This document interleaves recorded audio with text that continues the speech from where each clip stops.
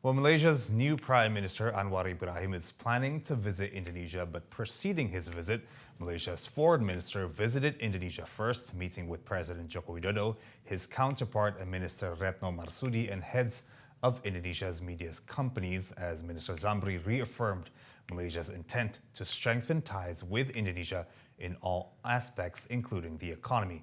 MGN's Valerie Budianto, Azizul Hakim, and me, myself, had this report. Just days before the turn of the new year, Malaysia's Foreign Minister Zambry Abdul Kadir made an official visit to Indonesia, meeting high-level officials from Indonesian President Joko Widodo to his Indonesian counterpart, Minister Retno Marsudi. His visit coming just weeks after Anwar Ibrahim was named Malaysia's new Prime Minister, signaling the country's serious efforts to strengthen ties with Indonesia.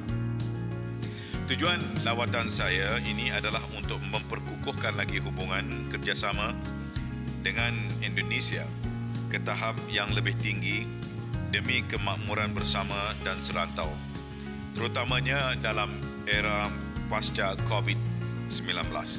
Discussions were held on ways to improve protection for Indonesian migrant workers in Malaysia, including the implementation of the one-channel system, a centralized system for the recruitment and placement of workers. On top of this, following a meeting with the heads of numerous Indonesian media companies, including Media Group Network, Minister Zambry said he stands with President Joko Widodo, expressing disappointment against the European Union's anti-deforestation law, which imposes fines on companies who cannot prove their supply chains meet the EU's sustainability standards, including supply chains for palm oil, of which both Malaysia and Indonesia are the world's largest producers of.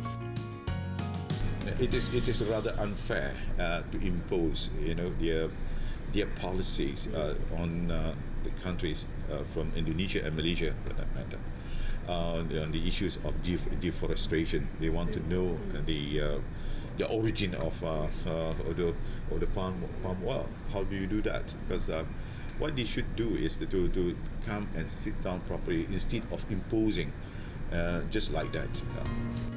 In his visit to Indonesia, Minister Zambry also discussed ways to increase trade between Malaysia and Indonesia, which already grew by 43% in 2021, while also emphasizing the importance of regional cooperations, especially within the ASEAN, amid forecasts of a wide-scale global economic slowdown in 2023.